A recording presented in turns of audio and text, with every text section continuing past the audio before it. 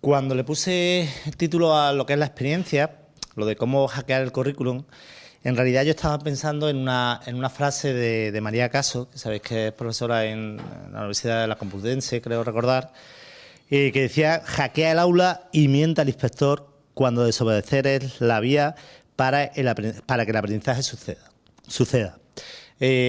Es decir, lo que muchas veces tenemos que tener en cuenta cuando entramos en clase es que el currículum propone unas cosas que son más abiertas de lo que parece. Es decir, cuando lo digo lo de hackear, sabéis que hackear es al fin y al cabo modificar, forzar un poquito lo que una máquina ofrece y lo que un software ofrece al principio.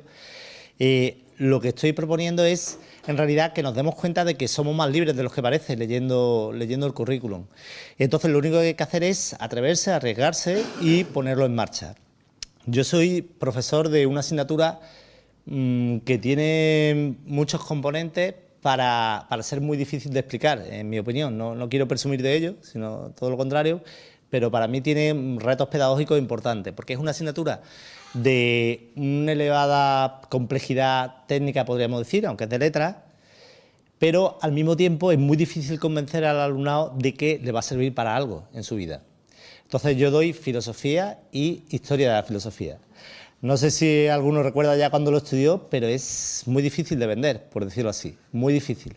Entonces yo cuando me volví del CEP digo, bueno, voy a forzar la máquina todo lo posible, voy a hackear todo lo posible de lo que sea el currículum y si viene el inspector ya me defenderé como pueda y ya me libraré como sea. Para eso voy a utilizar una serie de herramientas y sobre todo van a ser herramientas TIC, porque me gustan mucho. Y digo, bueno, voy a forzar todo lo posible hasta ver hasta dónde se puede llegar. Y la otra, digamos, la otra manera, la otra vía, la otra pata para conseguir forzar todo este hackeo es el tema de relacionarlo todo con la sociedad actual. Yo en las primeras clases que doy, lo que hago es ponerle un telediario y decirle, señores, mi propósito es convenceros de que cuando veáis las noticias vais a entenderlo todo mucho mejor gracias a esta asignatura. Y ese es mi objetivo, nada más. Entonces, cuando se quedan así, un poco sorprendidos, digo, bueno, voy a forzar un poco las cosas, pero vamos a ver hasta dónde llegamos. Esto siempre me gusta ponerlo, porque yo no creo que haya nadie de filosofía, porque no me suena ninguna cara, pero si lo hubiera, pues seguro que se quedaría un poco sorprendido porque estoy forzando, ¿no? Porque el hackeo consiste en forzar un poquito. Pero bueno, a pesar de eso, yo le he preguntado antes a los compañeros, ¿hacéis eso en segundo de bachillerato con el tema de selectividad? Yo lo hago en segundo de bachillerato. Sé que me ha costado algún problemilla con algunos padres y con alguna gente, pero bueno, yo lo hago y siempre tengo también la ventaja de que filosofía es optativa, en que se puede elegir economía en lugar o historia en lugar de filosofía en segundo de bachillerato para el tema de selectividad, con lo cual tengo ahí un pequeño colchón para salvarme. Pero aún así, a pesar de que esfuerzo mucho las cosas, yo creo que se puede defender perfectamente para conseguir cualquier nota un alumno de segundo de bachillerato que esté conmigo, ¿no? Bueno, dicho, voy a utilizar las TIC a tope para forzar todo esto que yo quiero hacer en la asignatura. Lo que yo hago en esta asignatura es aplicable para cualquiera. Es decir, si yo consigo forzar, que es una asignatura, ya digo, que es difícil de vender, pues en cualquier otra asignatura creo que es muy, muy posible y muy recomendable. Yo creo que vale la pena asumir el riesgo por todo lo que puede ocurrir dentro del aula. Yo sigo el modelo de SARM, SAMR, el de Puente Dura, que creo que muchos os resultará familiar, por el tema de hacer que las TIC sea trascendente. Es decir, no utilizar las TIC solamente como un apoyo, no como un vídeo, no como un audio, no, yo quiero hacer todo lo más profundo posible. Entonces las etapas son la de sustitución, que es la primera etapa cuando a uno se le ocurre utilizar las TIC solamente para, en lugar de escribir a mano, pues escribo con el teclado, es solamente un pequeño cambio.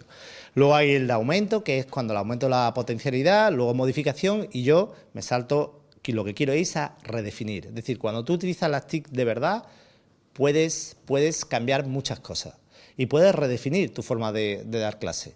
Entonces, no es solamente un apoyo, no es solamente un vídeo, no es solamente para ser más ameno, sino es también algo más profundo, ¿no? A mí me gusta mucho tener en cuenta lo de a través del tiempo, porque yo creo que tenemos una oportunidad muy buena el hecho de estar en un centro durante un cierto tiempo, porque lo suyo es utilizar el poder que da las distintas promociones de alumnado que nosotros tenemos. Yo tengo alumnados que tengo 200 alumnos cada promoción, cada año, y a mí me gusta que se acumule la información, es decir, se acumulen los trabajos que ellos hacen y pueda ir viendo la evolución y ellos se puedan copiar, imaginar lo que hacen de un año para otro. Entonces, con ayuda de las TIC, eso es abarcable, se puede hacer, ¿no? Entonces, cualquier cosa, desde un vídeo que aparece ahí, ¿no?, de unos alumnos que yo les pido que hagan un vídeo vamos, utilizando solamente lo que son móviles, lo que son las manos y poniendo cosas, eso lo pones en un año y lo pones en un sitio determinado y lo puedes utilizar la siguiente promoción y la siguiente promoción. De tal manera que para mí eso es muy fuerte, porque todo lo que tú consigas de un año de mejora respecto a otro, estás avanzando mucho. No dejo terminar el vídeo, pero bueno, lo podéis imaginar, es un trabajo que tú le pides al alumnado y lo vas a tener en un sitio. Dime. Aquí se escucha casi más el vídeo que aquí. Pasa lo siguiente, ¿vale? Entonces es un ejemplo de colocar el vídeo en un sitio para que luego sea posible reutilizarlo en cualquier momento en el que estemos. Bueno, siempre empiezo, puesto que estoy hablando de hackear y de esforzar todo al máximo, intento las cualidades de mi alumnado, cambio mucho de un año para otro, a veces se desesperan porque intento ajustarme todo lo posible al alumnado. Entonces empiezo con una especie de encuesta a prueba inicial, no hago una prueba inicial pura, por supuesto la hago online y lo que hago son muchas preguntas para ver qué habilidades tienen, qué inquietudes tienen y luego qué es lo que saben. Mi asignatura es nueva cuando empiezan en primero de bachillerato, en segundo saben un poquito, pero a pesar de que sea nueva necesito saber que saben de historia, que saben cómo se expresan, cómo redactan. Entonces todo empieza con una encuesta que es una prueba inicial, ¿no? Luego, ¿qué mesas de trabajo utilizo? Pues yo utilizo 2 mesas de trabajo, por decirlo así, que lo primero es un LMS, es decir, una plataforma de learning, es decir, para mí Moodle, yo sigo apostando por Moodle, sé que se está cambiando por muchas cosas, pero yo la última evolución que le veo una evolución muy, muy potente, muy visual, y es la caja donde yo he hecho todo el material que necesitan los alumnos, es decir, si son desde un PDF hasta un vídeo, hasta un programa, todo yo lo he hecho ahí, ¿vale? Para mí esa es clave. Y luego, ahí aparece el signo de blogger, el tema de un blog por cada alumno. Es decir, el alumno tiene un blog que es personal, que es su cuaderno de trabajo, de manera que las tareas las tiene que leer y el material lo tiene que ver en la Moodle y luego él tiene que trabajar en el blog. Para mí lo del blog es un acierto, yo creo, porque es una manera de que él mismo reflexiona sobre lo que va haciendo, tú ves la evolución a lo largo de todo el año y hay maneras de conectar una cosa con otra, el LMS con el blog, y consigues muchos resultados. Luego, aplicaciones. Yo utilizo mucho la tablet, como estáis viendo, lo utilizo, 1/3 de mis clases son con ordenador, tengo la suerte de que tenemos carros en el centro que todavía funcionan y que muy poca gente quiere utilizarlo, entonces podría utilizarlo el tiempo que quisieran, pero bueno, utilizo 1/3 de mis clases. Entonces yo llevo los carros y utilizo varias herramientas que para mí son muy importantes porque son herramientas de observación en clase, es decir, de cómo yo veo lo que ellos están haciendo. ¿Vale? Entonces son maneras de coger eso, grabarlo, subirlo a un sitio, etiquetarlo, que para mí es una palabra clave, la de etiquetar, y conseguir ponerlo de una forma que sea visible para mí, para el alumnado de esa promoción y para el alumnado de las siguientes promociones. La distribución dentro del LMS para mí es muy importante, porque por un lado pues, está lo que uno se puede imaginar, lo que es la teoría, os imagináis, ¿no? Platón, Aristóteles, y luego ayuda para los exámenes, es decir, todos los exámenes están colgados, los de otras generaciones, otras promociones, aunque yo le digo que puedo variar, pero bueno, están todos colgados allí. Y luego, a la derecha, algo donde quiero profundizar mucho, que para mí es de lo que mejor se me ocurrió montar, que es conectar la Moodle con las etiquetas de etiquetado de material. Eso es un poquito largo ahora de explicar, pero para imaginaros es un poco como si tú dijeras: estoy en casa tranquilamente y he encontrado un vídeo estupendo para explicar la democracia en Grecia, ¿vale? Y entonces yo, mientras estoy relajadamente, lo etiqueto, ¿vale? Y lo etiqueto de una manera, ¿vale? Utilizando el programa que luego veis, que aparece inmediatamente, sin que yo haga nada, en la Moodle que mi alumnado está viendo. Y aparece etiquetado bajo el tema. Es decir, si el tema que yo estoy dando es ilustración y he encontrado un vídeo muy bueno de ilustración, al etiquetarlo en mi casa relajadamente mientras estoy tomando el café, aparece también en la Moodle. Con lo cual es muy potente porque estoy ordenando el material que ellos van a visualizar con muy pocos toques, ¿vale? Los glosarios. para mí los glosarios son esenciales. Mi asignatura es muy técnica en el sentido lingüístico de la palabra, cada palabra significa una cosa, entonces los glosarios lo hacen ellos, es decir, yo lo que vamos haciendo en clase es repartir. Yo voy hablando, cuando voy hablando de, imaginaos, ¿no? Yo hablo de Marx y digo, vale, papá, voy hablando de estas palabras, ¿esta quién la coge? Entonces voy levantando manos, cada uno coge una palabra, luego la Moodle es perfecto para configurar mediante permisos, ellos tienen permisos para configurar esa palabra y esa palabra tienen que escribir imagen, definición con sus palabras y enlace. De tal manera que al final, si yo doy 30 conceptos de un autor, los 30 conceptos están subidos por esa clase, si son glosarios diferentes por clase, de tal manera que ellos tienen con sus palabras puestos. Creación de material a coste cero por parte mía, porque yo no he hecho nada, lo único que he hecho es dirigir y que ellos cada uno elija el glosario. Entonces, lo del glosario es muy potente para lo que es que ellos entiendan y participen ahí. En lo bueno de la Moodle, que como tiene tantas opciones, yo puedo calificar el glosario. Es decir, puedo decir el glosario ese está a 1 punto, está a 2 puntos, puedo hacer lo que quiera con eso, ¿no? Y rúbricas. Antes he hablado de rúbricas, a mí me gustan mucho las rúbricas, pero la rúbrica es muy, muy sencilla. Las rúbricas, sabéis que existen fuera de Moodle, pero a mí me gustan dentro de Moodle. ¿Por qué? Porque está dentro todo eso. Entonces, cuando yo hago una rúbrica, ellos todas las tareas tienen que estar rubricadas cuando yo las pongo. Entonces, las tareas que le pongo, yo le hago pensar porque son tareas complicadas, ya no solo filosóficamente, sino a veces también técnicamente, y ahí me pasa un poco, pero como se lo rubrico todo, dice esto vale esto vale esto y esto vale esto. Y luego, por supuesto, se puntúa, con lo cual, al estar puntuado, lo tienen todo junto, lo tienen todo en el mismo sitio. Es decir, en la Moodle pueden ver su puntuación de glosario, su puntuación de la tarea que han mandado, es decir, está todo ahí, ¿no? El etiquetado, la verdad, yo apuntaría, si no lo tenéis, para mí es la herramienta número 1 en el profesorado. ¿Por qué? Porque las etiquetas no son cualquier cosa. Las etiquetas para mí son temas. Es decir, si yo estoy dando ilustración, el tema ilustración, esa es mi etiqueta. Esa etiqueta es universal. De tal manera que yo la voy a poner en todos sitios. Y ahora lo veréis también en el blog del alumnado. Con lo cual, a la hora de coger referencias del material para ellos y para mí, es perfecta. Porque es muy poco trabajo y es conseguir avanzar mucho. Bueno, he dicho blog del alumnado, he hablado del LMS, he hablado de la Moodle, yo creo que eso está lo esencial. Pero ahora se pone en marcha. Ahora ahí está una herramienta, Pertri, que lo que sirve es para que veáis cómo se puede coger todos los blogs, esos son los blogs de un aula, y cómo yo lo puedo visualizar. Es decir, ahí es donde yo tengo que ver el trabajo que hacen ellos. Un sitio donde yo le pongo las tareas y ahí lo veo. Ahora veréis en detalle un blog, pero para mí lo esencial es que el blog, la estructura, se la digo yo. Es decir, la estructura tiene que ser la siguiente. Cada pestaña tiene un tema. Entonces, si hay un tema de lógica, tiene una pestaña con lógica. Si hay memoria de aprendizaje, otra pestaña. Y todo eso hace que cuando ellos suban entradas al blog, tengan que estar etiquetadas de la forma que yo he dicho. De tal manera que al final tú puedes registrar todo lo que ha hecho sobre ilustración, todo lo que ha hecho sobre Platón, sobre Aristóteles, lo que sea. Todo está registrado ahí. Y es fácil de seguir la pista. Os pongo un ejemplo de un blog. Ese es un ejemplo de un blog de un alumno, ¿no? Ellos pueden elegir el fondo, pueden elegir el estilo, pero lo que no pueden elegir es la etiqueta. A ver si ahora se ve bien con el vídeo. Si os fijáis, lo pone más grande. Es decir, las etiquetas que aparecen ahí, las pestañas que yo le enseño a crear, pone memoria, aprendizaje, naturaleza y cultura, sociedad de conocimiento, tipos de conocimiento. ¿Por qué es importante eso? Porque es justamente en los títulos del currículum del tema, pero de esa manera ellos pueden saber en cada momento dónde tengo que poner en mi blog las cosas y yo puedo encontrarlas.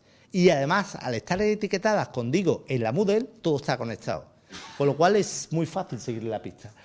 Como veis, todo tienen que insertarlo allí, luego iremos al detalle, insertan desde un mapa que hagan con Google hasta cualquier cosa, lo tienen que hacer ahí metido, ¿no? Bueno, voy a seguir un poquito. Uno dice, vale, pues ahora dame ejemplos. ¿Qué cosas hacen los alumnos contigo que dices que esfuerzas tanto? Bueno, esfuerzo, ya os podéis imaginar, las caras las primeras semanas son todo de terapia, después de decirle que voy a usar los ordenadores 1/3 de las clases con una asignatura con la mía. Cuando hemos pasado la fase de terapia, pues entonces tengo que siempre meter mucho tutorial, mucha ayuda y vamos con ello. Es decir, ¿qué cosas empiezan a hacer? Empiezan a hacer cosas para mí bastante buenas. Es decir, en lo que es visualización, yo le digo, venga, está muy bien que escribas, pero no solamente que escribir. Hoy en el siglo XXI se te pide que seas capaz de visualizar. Y visualizar es utilizar algunos programas y tienes que aprender a usarlos. Es decir, no es... Es como cuando te aprendías a utilizar, a hacer márgenes en un documento de texto. Hoy día tienes que aprender algunas cosas más. Entonces, con algunos programas siempre intento utilizar los de software libre porque son los que están en mi centro. Digo, vale, pues aquí tienes que hacer esto, yo te doy esta idea y tú la tienes que visualizar. Ponme algo para ver qué está. Y siempre la idea, porque a mí es de lo que más resultado me ha dado, de el ir trabajando por borradores, para que ellos se acostumbren a una especie de proyecto, porque cuando ellos presentan algo nunca está bien a la primera. Entonces yo le digo, corrige esto, esto y esto, y pasa a la siguiente. Corrige esto y esto, pasa a la siguiente. Entonces le doy más o menos 3 borradores para que a la tercera lo encuentren. Entonces eso para mí y para ellos es más satisfactorio que esto tiene un 2, esto tiene un 3 directamente, sino que le vas dando oportunidad de cambiar, porque yo creo que eso es más real. Cuando vayas a trabajar en una empresa, vayas a trabajar en una administración, no te dicen un sí ni un no, sino te dicen, vale, esto está bien, pero cámbiame, mejórame esto. Con lo cual le da un dinamismo, un negocio, porque muchas veces acaban diciendo, bueno, pero es que mi intención aquí era poner esto, mi intención... Entonces le da a una defensa del proyecto que yo creo que aporta. Bueno, otro ejemplo. No sé si os acordáis de cómo se enseñaba lógica, cómo enseñabais lógica antes, las tablas de verdad, no sé si os gustaban o no gustaban. Bueno, pues era una cosa como esta, ¿vale? Tan atractiva como esa, un montón de cuadros, ¿vale? V, F, P, Q, si hay alguien de matemáticas seguro le gusta, si no hay nadie de matemáticas aquí no le gusta eso ni a Dios, ¿vale? Pero ¿eso qué era? Lo que queríamos era enseñar a la gente, pues, temas de reflexión lógica, los típicos condicionales, de si hay tal cosa, entonces tal otra. Bueno, pues, ¿cómo se puede enseñar ahora? Pues yo dije, hay programas que utilizan como base precisamente lo que es el tema de la lógica. Fijaos, este programita que me hacen los chavales de primero de bachillerato, que consiste precisamente en, utilizando Scratch, que es un programa que utiliza de versión lógica, el que tenían que hacer con un lobo que perseguía, buscaba tú estabas buscando un tesoro y entonces le mete todos los condicionales, es decir, lo que está en el currículum. Es verdad que está forzado, pero es lo que está en el currículum. El currículum dice que los niños tienen que aprender el tema de la lógica, de los condicionales, del sí, el entonces. Vale, tengo 2 formas de hacerlo, con la expresión de antes o fijaos lo que montaron, ¿eh? Es verdad que era un grupo que le gustaba el tema, que tal, lo que tú quieras, pero podría haberme quedado lo de las tablas y hubiera regado menos, pero digo, no, me voy a lanzar el Scratch, vamos a ver qué es lo que pasa. Le dije 5 cosas, no le dije más cosas de Scratch. Luego le ayudaba un poquito, unos avanzaban más, otros avanzaban menos, pero hacían cosas muy interesantes. Y le pedía la reflexión, es decir, no le pedía solo la parte técnica, le pedía que luego tienen que escribir por qué has hecho eso. Utilicé la lógica aquí, la conjunción significa esto, la disyunción significa aquello. Es decir, que hackeaba el currículum, pero no me salía de él completamente, es decir, utilizaban lo que me pide el este. Bueno, la visualización también la relaciono con lo que he dicho antes, lo de las noticias. Es decir, yo le ponía el telediario, sobre todo los de segundo, que es donde más pega, y le decía, señor, esta asignatura te sirve para entender las noticias. No es posible, sí es posible. Voy a forzar un poco, pero es posible. Entonces, todos los que ellos hacen, cuando yo vengo a un autor, yo le presento siempre noticias actuales. Es decir, si Platón hablaba de la ética y de la corrupción de los políticos, yo la tengo aquí. Lo único que tengo es que asociar una cosa con otra. Entonces, cuando ellos veían aquí, dice, bueno, pues yo le ponía un tráiler de la película Orígenes, no sé si alguien lo ha visto, pero le recordará el tema de la recuerdo de otra vida cuando he vivido ahí, en plan místico, que recuerda un montón a lo de Platón. Bueno, pues tienes que poner eso. Y textos, vale, yo tengo que utilizar los textos clásicos porque son los que me pide la normativa y porque alguno puede ir a selectividad, pero yo me meto a una cosa que le llamo texto alternativo, que sí que es forzar el currículum, que voy y te pongo un texto que no es de Platón, pero que tiene una idea platónica. Eso es para mí lo potente. Entonces, cuando un artículo del periódico te habla de eso, te habla precisamente de cosas de las que hablaba Platón. Lo que pasa es que lo estoy transformando. Lo que yo le pido al alumno es, digo, mira, cuando tú me hables, me tienes que ser capaz de relacionar una cosa con otra. Bueno, lo mismo, si ahí tenemos una web donde enseñan a los políticos a hablar, eso es lo que hacían los sofistas, los políticos a hablar. Lo que pasa es que ahí sale un vídeo donde te dicen, oye, esto es lo que se puede hacer, esto es lo que se puede montar, ¿no? Visualización y más visualización, siempre utilizando todas las historias. Y, por supuesto, trabajamos también texto, lo que es el texto. ¿Qué intento? Pues utilizar la tecnología para decir, eso es un documento compartido, donde ahí veis los comentarios, cada uno se especializa en un párrafo, cada uno tiene que hablar sobre él, los comentarios están ahí, es decir, los textos clásicos también se trabajan, no lo olvido, pero intento darle ahí un dinamismo a través de los comentarios donde la gente tiene que explicar cada uno. Bueno, líneas de tiempo. Líneas de tiempo es otro software. Cada tarea le digo, tenéis que aprender una herramienta TIC diferente, porque es que es la única manera de seguir avanzando. Y lo aprenden muy rápido, son de bachillerato, es verdad, pero lo aprenden rápido, incluso los que tienen más problemas. Y yo creo que es muy interesante porque es donde lo más le he reflejado, más le ves tú pensando en una cosa y en otra. Por ejemplo, uno que me gusta a mí mucho, un proyecto de ilustración, es que yo le decía, vale, me tienes que encontrar asociaciones entre la ilustración y las épocas anteriores. Entonces, yo le daba unas claves y tenían que asociar lo que es la Grecia clásica con el Renacimiento, con la época moderna, con la época de Internet. Entonces, ellos iban buscando las imágenes y las fotos y lo iban poniendo. Y luego hay que aprender una línea de tiempo. Esa línea de tiempo tiene que estar insertada, embebida en tu blog, y así entiende la ilustración mucho mejor de que si viéramos solamente el típico texto de Kant. Bueno, eso es otro hackeo que consistía en meter Kant, encontré un vídeo donde hablaban de Kant relacionado con el arte. Y entonces ahí aparecía un vídeo donde te hablaban de los artistas, hablaban de Picasso, hablaban de tal, y estaba en inglés. Había el trabajo, ¿cuál era? Traducirlo, cada uno tenía sus 30 segundos, había que traducirlo, se volvieron locos durante un tiempo, pero al final le sacaron punta y le dieron muchas vueltas a la cabeza con el tema. Los vídeos, utilizo muchísimos vídeos, hay una parte muy buena para utilizar que es la parte de memoria y aprendizaje, donde tú le pides que visualicen y luego que eso lo esquematicen. Entonces, muchas veces se le ocurren muchas cosas muy curiosas, por ejemplo, hablando de la escalera, del subconsciente y demás, bueno, pues te dibujan la escalera y te dibujan las partes que están aquí, es decir, cuando tú le metes en la cabeza una serie de conceptos, visualización y todo esto, se le acaba, deja huella, porque en septiembre te ponen una cara rarísima, en octubre protestan, en enero se lo cree todo el mundo y en febrero hasta ellos hablan de visualización. Para mí eso es lo potente. Hacen los tests, aprenden a hacer los tests con Google y uno de la clase se lo pasa a la otra sobre el tema o sobre el vídeo. Dice, tienes que preparar el test, tienes que preparártelo, la otra clase te lo va a hacer, a ver lo que pasa. Hacen más tests. Una última que he hecho este año de Sociedad y Estado, trabajando justo con los mapas de Google. Este a mí me ha gustado mucho porque era un tema político, era un tema de cómo ha ido evolucionando el tema de la legitimidad del poder a lo largo de la historia, desde la tradición hasta lo racional legal con la democracia, y entonces utilizamos las capas en Google, cada capa de Google significaba una época histórica, antigüedad, edad media, edad época moderna, neolítico, entonces cada uno localizaba en un continente, se especializaba en un continente cada equipo, y iban localizando una imagen, un vídeo, una descripción técnica utilizando vocabulario del tema, y más información y cosas de ese tipo. Es decir, a mí me parecía muy, muy potente lo que iban encontrando. Y iban haciendo el rastro lineal, es decir, el rastro a lo largo de la historia, el rastro a lo largo de la geografía, de ir viendo solamente con Google Maps y aprendiendo 4 trucos de capas, de cómo insertar un vídeo, una imagen. No era difícil técnicamente, sino muchas veces ellos se sorprenden de lo que pueden hacer. El mapa es común para toda la clase, es compartido, y de manera que yo puedo ver en cómo va evolucionando a lo largo del tiempo. Bueno, y los exámenes. A mí me gusta meter esto. Yo estoy en segundo de bachillerato, tengo 200 alumnos, tengo 3 horas a la semana. Yo no renuncio a los exámenes. Yo esto me lo pensé mucho, porque mira que hacemos trabajos, me decían, pero yo no soy capaz de matizar cada alumno qué es lo que es capaz de hacer, porque incluso cuando trabajan por pareja, que a veces solo trabajan 2, me resulta difícil porcentuar bien. Puedo darte una prueba o un suspenso, pero de entre un 6 y un 7 no soy capaz solamente con los trabajos. A lo mejor si tuviera más horas con ellos, pero solo 3 horas a la semana no soy capaz. Entonces, ¿qué es lo que hago? Pues hackear también el examen. Un examen típico de selectividad es ese, es decir, un pedazo de texto de Marx, y Marx es de los facilitos, con un texto escrito a veces hace 200 años, 300 años por un adulto, para un chaval de 16 años que el pobre no puede con eso. Eso es infumable. Vale, yo se lo pongo y ¿qué hago? Le digo, mira, el examen va a ser muy difícil. Muy difícil, ¿qué quiere decir? Que te voy a poner el texto clásico, pero también te voy a poner algo alternativo. Es decir, te voy a poner un texto que no tiene nada que ver, tiene que ver con Platón, pero no es de Platón, es un texto alternativo. Y me tienes que ser capaz de comentar. Entonces, ¿qué hago? Que como el examen es tan, no difícil, sino tan raro para ellos, tan hackeado, le hago una guía, ¿vale? Una guía de estas visuales, le digo, esta es la guía de cómo tienes que aprobar este examen.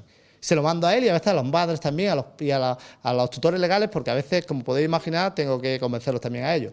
Entonces le digo, mira, esta es la guía. ¿La guía qué es? ¿Qué te tienes que hacer? Estudiar los apuntes primero, lo que está a mano, segundo, lo de Google, tercero, te ves los vídeos de Moodle, cuarto, te ves el glosario, quinto esto, me actualizas el blog, y así, con eso, me sacas la nota que tú quieras. Pero esa es la vía, la manera de hacerlo.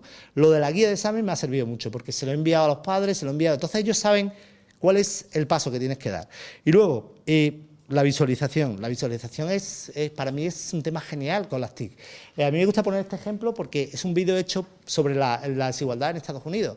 Cuando tú le hablas de Marx o le hablas de Rawls, que son dos autores que se dan aquí, hablan de desigualdad. Pero si tú hablas de desigualdad en términos abstractos o de cómo escribe Marx, es terrible para ellos. Pero si tú de repente le pones un vídeo como este, tan supervisualizado, donde te cogen toda la riqueza de Estados Unidos, ahora lo ves, todos los dólares que se van ahí, y lo acaban repartiendo por cada 100 habitantes en Estados Unidos, y te acaban diciendo no solamente el reparto real, que puede ser algo de economía, sino también el reparto que ellos consideran ideal, y ya no estamos metiendo en un tema de ética, y también el reparto que ellos creen que hay, y no me estoy metiendo ya en un tema de ideología, porque el sistema falsea, digamos, lo que nosotros pensamos.